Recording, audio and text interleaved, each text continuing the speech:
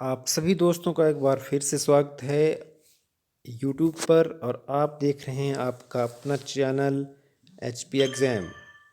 आज के इस वीडियो में दोस्तों हम बात करने जा रहे हैं Himachal Pradesh staff selection commission Hamirpur के द्वारा लिए गए एडवर्टाइजमेंट डिज़ाइनर पोस्ट कोड 859 की बुकलेट के बारे में।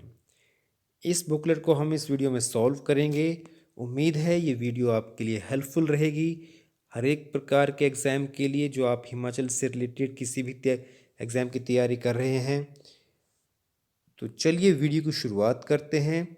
वीडियो की शुरुआत करने से पहले एक रिक्वेस्ट आपसे रहेगी कि इस वीडियो को आप पूरा देखिएगा, बिना स्किप किए हुए देखिएगा और अगर वीडियो आपको अच्छा लगे तो आप इसको बाद में लाइक ज़रूर करिएगा और हो सके तो अपने दोस्तों का शेयर करिएगा। और अगर आपने हमारे चैनल को अभी तक सब्सक्राइब नहीं किया है फ्रेंड्स तो इसको सब्सक्राइब भी ज़रूर करिएगा, क्योंकि इस चैनल पर हम ऐसी वीडियोस लेकर आते ही रहते हैं जिससे आपके एग्ज़ाम में हेल्प मिल सके। तो चलिए वीडियो की शुरुआत करते हैं एडवर्टाइजमेंट डिज़ाइनर की। तो इस वीडियो में जो पहला प्रश्न था मेरे पास वो है, चंबा में प्रथम जल विद्युत परियोजना स्टेशन जो थी वो किस वर्ष प्रारंभ किया गया। ऑप्शंस थी 1910, 1928, 1942, 1958। तो सबसे पहला जो जल विद्युत स्टेशन चंबा में था वो शुरू हुआ था 1910 में, ऑप्शन ए। अगला प्रश्न जो है रीजनिंग से आता है और वो है, न्यूज़ को हम लिखते हैं 14/5/23/19 और पेपर को हम क्या लिखेंगे। तो न्यूज़ को अगर हम देखें तो न्यूज़ का जो एन है वो इंग्लिश अल्फ़ाबेट का 14th वर्ड होगा, ई जो है 5th वर्ड है, डब्ल्यू 23rd वर्ड है और एस जो है 19th वर्ड है। तो उसी तरीके से अगर हम इसको सॉल्व करेंगे तो पेपर जो आएगा वो आएगा paper 16th word, A P 16th word रहेगा, ए फर्स्ट वर्ड, पी फिर से 16th वर्ड है, ई 5th वर्ड है और आर 18th वर्ड है। तो ऑप्शन सी इसका सही आंसर रहेगा। अगला प्रश्न है, मैथमेटिक्स में शब्द में एम को पी से बदल दें, ए को डी से बदल दें, टी को डब्ल्यू से बदलें और इस प्रकार से आगे भी हम करते रहें तो नई व्यवस्था में 9वें स्थान पर कौन सा अक्षर होगा। ऑप्शंस हैं के, एल, एफ, डब्ल्यू। तो फ्रेंड्स जब इसको हम सॉल्व करेंगे सही आंसर जो रहेगा वो रहेगा 9th लेटर जो आएगा वो आएगा एल। अगला प्रश्न है, किसी निश्चित कूट व्यवस्था में शीप को हम GAXXR लिखते हैं, ब्लीट को हम लिखते हैं HPXTN। तो इसी व्यवस्था में स्लेट को हम कैसे लिखेंगे। तो इस व्यवस्था में अगर हम बात करें तो हम पहले अगर हम देखें तो इसको जब सॉल्व करेंगे तो स्लेट जो लिखी जाएगी वो लिखी जाएगी GPTNX, ऑप्शन ए। अगले प्रश्न की ओर अगर हम चलें तो प्रश्न संख्या आती है 5 और प्रश्न है, श्रृंखला 26, 37, 50, 65 और 82 की अगली संख्या क्या होगी। तो हम इस संख्या को अगर हम इस सीरीज़ को चेक करें तो इसमें क्या है, एक सीरीज़ चलती है जो ये स्टार्टिंग कहाँ से होती है, ये स्टार्ट होती है 2, 5, 10, 17 से। इसमें क्या किया जाता है, 2 में एक विषम संख्या ऐड की जाती है, पहली 2 और 3 हो जाएंगे 5, 3 के बाद अगली विषम संख्या आएगी 5 और 5 में जब 5 जमा करेंगे तो 10 आएगा, 5 के बाद अगली विषम संख्या आएगी 7 और 7 में जब 10 जमा करेंगे तो 17 आएगा, 17 में अगली विषम संख्या जो 9 आती है 7 के बाद वो जमा करेंगे तो 26 आएगा, 26 में 9 के बाद जो अगली विषम संख्या आएगी वो आएगी 11, 11 में जब 26 जमा की जाएंगे तो 37 आएगा और 37 में जब अगली विषम संख्या 13 को जमा किया जाएगा तो 50 आएगा, 50 में अगली विषम संख्या जो आती है 13 के बाद वो आएगी 15, तो 50 में जब 15 जमा किए जाएंगे तो आएगा 65, 65 में अगली विषम संख्या जो है वो आएगी 17, इसके बाद 65 और 17 को जब आपस में प्लस करेंगे तो आएगा 82 और 82 में जब 17 के बाद जो अगली विषम संख्या वो है 19, 19 जब प्लस करेंगे तो वो आएगा 101 यानी कि 101। तो अगली जो नंबर आएगा वो आएगा इसमें 101 और सही आंसर आएगा डी। अगला प्रश्न है संख्या श्रृंखला BIP-D में लुप्त संख्या क्या है? तो ऑप्शंस है UWSR। जब इसको आप सॉल्व करेंगे तो इसका सही आंसर आएगा W। अगला प्रश्न है आयुर्वेद के अभ्यासकर्ताओं ने आयुर्विज्ञान का जनक किसे कहा गया है? तो इसके ऑप्शंस हैं चरक, सुश्रुत, धन्वंतरी या इनमें से कोई भी नहीं। जो सही आंसर है इस प्रश्न का वो है फ्रेंड्स धन्वंतरी। धन्वंतरी को आयुर्विज्ञान का जनक कहा जाता है, ऑप्शन सी। अगले प्रश्न की ओर चलते हैं। प्रश्न संख्या है 8। कौन सा बौद्ध धर्म का संप्रदाय नहीं है इनमें से? और ऑप्शंस हैं थेरावाद, दिगंबर, हीनयान या महायान। तो थेरावाद, हीनयान और महायान ये बौद्ध धर्म से रिलेटेड संप्रदाय हैं, जबकि जो दिगंबर है ये इससे रिलेटेड नहीं है। तो ऑप्शंस जो आएंगे वो आएगा सही आंसर इसका बी। अगला प्रश्न है गुप्त शासन के दौरान निम्नलिखित में से कौन से सिक्के चांदी में जारी किए गए थे? ऑप्शंस हैं दिनार, रुपयक, निष्क या काकिनी। तो गुप्त शासन के दौरान जो चांदी के सिक्के थे उनको हम पुकारते थे रूपक के नाम से, जबकि जो सोने के सिक्के उनके द्वारा जारी किए गए वो दिनार के रूप में जाने जाते हैं। तो सही आंसर इसका रहेगा रुपयक। अगला प्रश्न है संगम काल के दौरान कौन सा रोमन व्यापार का केंद्र था? ऑप्शंस हैं मदुरई, अरिकामेडू और पुहार या मुसिरी। तो इस प्रश्न का जो सही आंसर है वो है मुसिरी।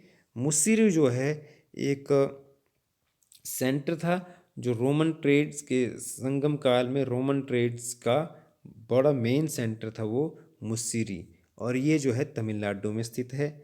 अगला प्रश्न है प्रश्न संख्या है 11 और प्रश्न है कौन सी कला शैली भारतीय और ग्रीक लक्षणों को समायोजित करती है?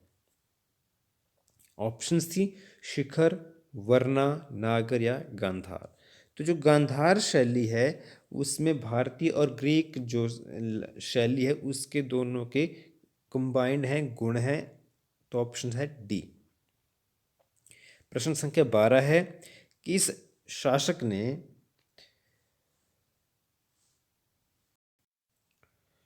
अपनी राजधानी दिल्ली से दौलताबाद स्थानांतरित की थी? ऑप्शंस हैं औरंगजेब, शेर शाह सूरी, मोहम्मद बिन तुगलक या इनमें से कोई भी नहीं। तो दिल्ली से दौलताबाद जो राजधानी स्थानांतरित की थी वो की थी मोहम्मद बिन तुगलक ने। तो सही आंसर रहेगा इसका मोहम्मद बिन तुगलक, ऑप्शन सी। अगला प्रश्न है प्रश्न संख्या है 13। आगरा का किला किसके द्वारा बनवाया गया था? ऑप्शंस हैं औरंगजेब, अकबर, हुमायूं या बाबर। तो जो आगरा का किला है वो उसका निर्माण 1565 से 1573 के बीच अकबर के द्वारा करवाया गया था। ये आगरा में जो ताजमहल है उसके बहुत नज़दीक है। तो सही आंसर आएगा इसका ऑप्शन बी। अगला प्रश्न है प्रश्न संख्या 14। विभाजन परिषद के अध्यक्ष कौन थे? M.A. जिन्ना, लॉर्ड माउंटबेटन, J.L. नेहरू या V.P. मेनन। तो जो पार्टीशन काउंसिल थी उसके जो अध्यक्ष थे, चेयरमैन थे, वो थे लॉर्ड माउंटबेटन। अगला प्रश्न कैबिनेट सिस्टम और कलेक्टिव रिस्पॉन्सिबिलिटी जो है ये भारतीय संविधान में कहाँ से लिए गए हैं? आयरलैंड, USA, भारत या ब्रिटेन। तो जो सही आंसर है वो है इसका ब्रिटेन। ब्रिटेन से कैबिनेट सिस्टम जो है मैंने अडॉप्ट कर रखा है। अगला प्रश्न है भारत के संविधान में कुल कितनी अनुसूचियां हैं? ऑप्शंस हैं 9, 10, 11 और 12। तो कुल मिला के इसमें जो भारतीय संविधान में अनुसूचियां हैं वो है कुल मिला के 12। तो आंसर आएगा इसका ऑप्शन डी। अगला प्रश्न है प्रश्न संख्या 17 है कर्नाटक का एकीकरण किस वर्ष में हुआ था? ऑप्शंस हैं 1953, 1956, 1958 या 1962। तो सब इससे जो पहले था कर्नाटक को हम मैसूर के नाम से जानते थे, और इसका जो एकीकरण किया हुआ था वो हुआ था 1956 में, ऑप्शन बी। अगला प्रश्न है 44वें संवैधानिक संशोधन में कौन सा मौलिक अधिकार निरस्त किया गया था? ऑप्शंस हैं समानता का अधिकार, धर्म का अधिकार, संपत्ति का अधिकार या स्वतंत्रता का अधिकार। तो जो 44th कॉन्स्टिट्यूशनल अमेंडमेंट जो हुआ था 1978 में हुआ था, और इसके द्वारा राइट टू जो प्रॉपर्टी एक्ट जो था वो समाप्त कर दिया गया था। तो सही आंसर आएगा option C, right to property. अगला प्रश्न है प्रश्न संख्या 19। प्रश्न है ideas of welfare state are contained in fundamental rights, preamble of the constitution, directive principles of state policy और नन ऑफ दिस। तो जो वेलफेयर स्टेट, एक कल्याणकारी राज्य का विचार है, वो समाहित है डायरेक्टिव प्रिंसिपल्स स्टेट पॉलिसी की हैं उनमें। तो ऑप्शन आएगी इसकी सी। अगला प्रश्न है प्रश्न संख्या 20। लोकसभा सचिवालय किसके प्रत्यक्ष नियंत्रण में आता है? Ministry of parliamentary affair, ministry of home affair, speaker of Lok Sabha या प्रेसिडेंट ऑफ इंडिया।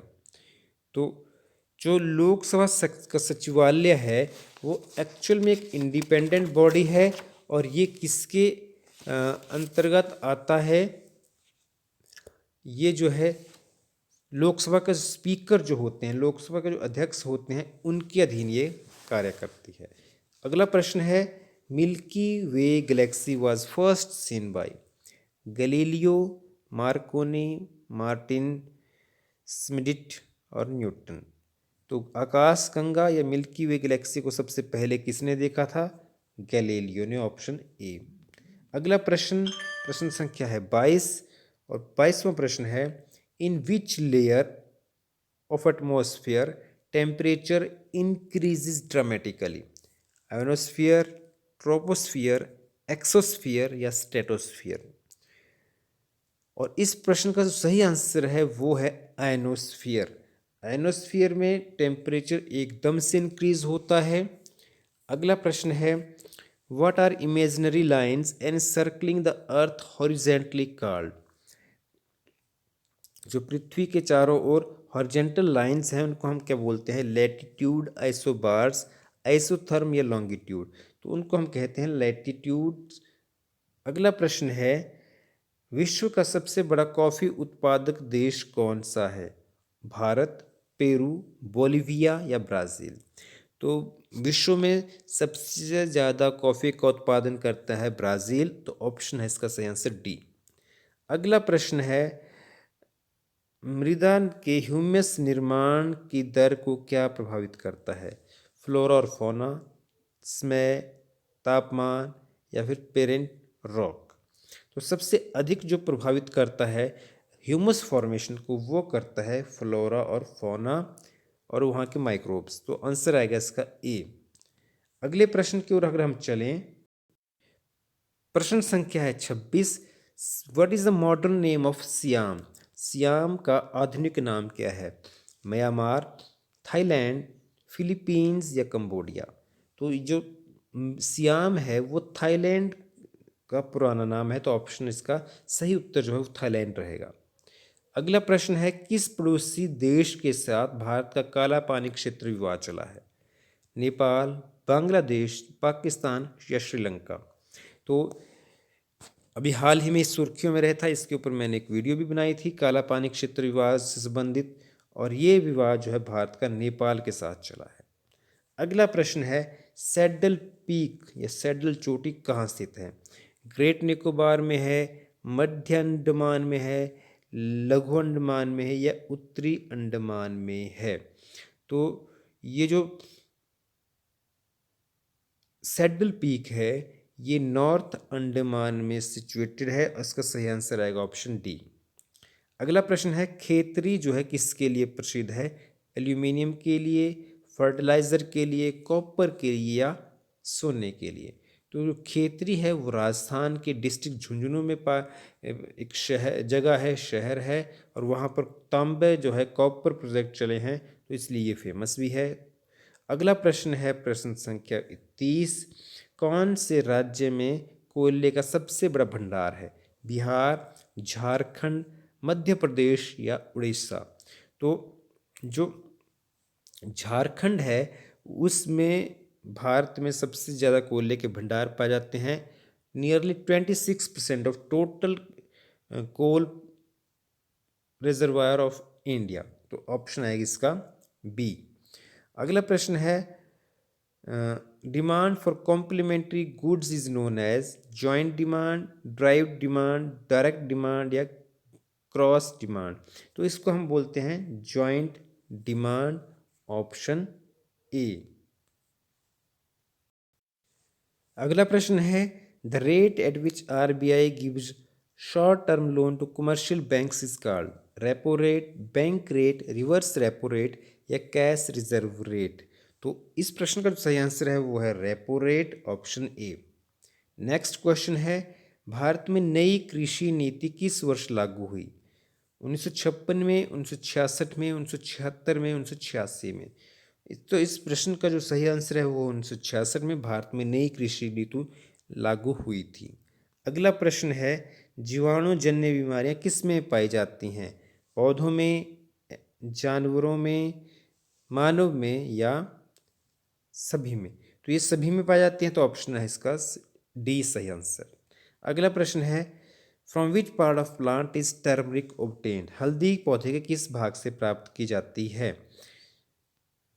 स्टेम, तने से, जड़ से, फल से या फ्लावर से या फूल से? यानी कि तो जो स्टेम होता है उससे हल्दी प्राप्त होती है। आपका तो आंसर इसका आएगा ऑप्शन ए। अगला प्रश्न है ripe grapes contain fructose, sucrose, lactose या ग्लूकोज? तो इस प्रश्न का जो सही आंसर है फ्रक्टोज आएगा। अगला प्रश्न है which animal produces biggest baby? Camel, lion, elephant या ब्लू व्हेल? ब्लू व्हेल इसका सही आंसर रहेगा। अगले प्रश्न की ओर अगर हम चलें तो प्रश्न है nitrogenous food is carbohydrate, lipid, protein और साल्ट्स? प्रोटीन इसका सही आंसर रहेगा। अगला प्रश्न है pH of human blood is 6.5, 7, 7.4 और 8? इसका सही उत्तर है 7.4। अगला प्रश्न है ए concave lens always forms an image which is real and erect, virtual and erect, real and inverted, virtual and inverted? तो इसका सही आंसर रहेगा वर्चुअल एंड इरेक्ट। अगला प्रश्न प्रश्न संख्या है हमारे पास 43। An athlete runs before long jump to get advantage on inertia of motion, frictional force, moment of a force, none of this? तो एथलीट पहले इसलिए दौड़ता है ताकि उसको गति का जड़त्व मिल सके, inertia of motion, option A. अगला प्रश्न संख्या है 44। Which is a mild acid? Hydrochloric acid, nitric acid, boric acid या सल्फ्यूरिक एसिड? इस प्रश्न का सही आंसर रहेगा बोरिक एसिड, ऑप्शन सी। अगला प्रश्न common name of sulphur is freon, galena, lime या ब्रिमस्टोन? सही आंसर इसका रहेगा ब्रिमस्टोन, ऑप्शन डी।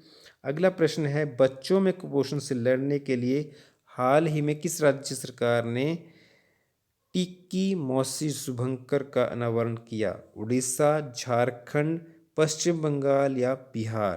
तो सही आंसर इसका है उड़ीसा, ऑप्शन ए। अगला प्रश्न है किस तिथि को the international day for total elimination of nuclear weapons 2019 मनाया गया? 25 अगस्त, 25 सितंबर, अक्टूबर 10 या सितंबर 26? तो इस प्रश्न का जो सही आंसर है वो है सितंबर 26, ऑप्शन डी। अगला प्रश्न है प्रश्न संख्या 48। कौन से भारतीय खिलाड़ी को हाल ही में IAAF वेटरन पिन से नवाजा गया? विश्वनाथन आनंद, मिल्खा सिंह, पीटी उषा या अभिनव बिंद्रा। तो इसका सही आंसर है पीटी उषा, ऑप्शन सी। अगला प्रश्न, 2019 में दादा साहब फाल्के पुरस्कार के लिए किस विख्यात व्यक्तित्व का नाम लिया गया था? राजकुमार हिरानी, लता मंगेशकर, संजय लीला भंसाली या अमिताभ बच्चन। तो अमिताभ बच्चन जो था इसका सही उत्तर है इस प्रश्न का। अगला प्रश्न है, which movie has been named as India's official entry to Oscars 2020? Article 15, Gully boy, Kesari या बधाई हो। तो गली बॉय जो थी ऑफिशियल एंट्री थी भारत की ऑस्कर्स के लिए 2019 की। और अगला प्रश्न है, antonym of capricious is satisfied, scattered, steadfast या इंश्योर्ड। तो इसका सही आंसर है स्टेडफास्ट। अगला प्रश्न, one word substitution for a person without manners और polish is rustic, navy, thief, pirate. तो इसका सही आंसर है रस्टिक, ऑप्शन ए। अगला प्रश्न है, मनोहर का संधि विच्छेद करिए।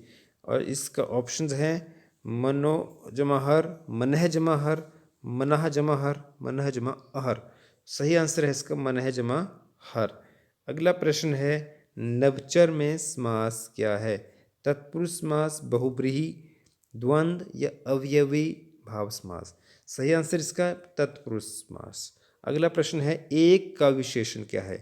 अनेक, एकत्र, एकाकी या एकता। और इसका सही आंसर है एकाकी। अगला प्रश्न है प्रश्न संख्या 137 और प्रश्न है, कालिदास किसके राजकवि थे? चंद्रगुप्त मौर्य, समुद्रगुप्त, चंद्रगुप्त, विक्रमादित्य या हर्षवर्धन। सही आंसर है इसका चंद्रगुप्त विक्रमादित्य, ऑप्शन सी। अगला प्रश्न है, किस आधुनिक राज्य से अलवर संतों का उद्भव हुआ? ऑप्शंस हैं महाराष्ट्र, तमिलनाडु, आंध्र प्रदेश या उड़ीसा। और इस प्रश्न का जो सही उत्तर है वो है तमिलनाडु से। तमिलनाडु से अलवर संतों का उद्भव हुआ था। अगला प्रश्न है 139वां, तराइन की लड़ाई पृथ्वीराज चौहान और किसके बीच हुई? महमूद गजनवी, मोहम्मद गौरी, अकबर या पुलकेशन द्वितीय। तो मोहम्मद गौरी और पृथ्वीराज चौहान के बीच में तराइन के युद्ध हुए थे। अगला प्रश्न है, जहांगीर किसके पुत्र थे? बाबर के, हुमायूं के, अकबर के या शाहजहां के। तो बाबर जो थे वो जहांगीर जो थे वो थे पुत्र अकबर के, ऑप्शन सी।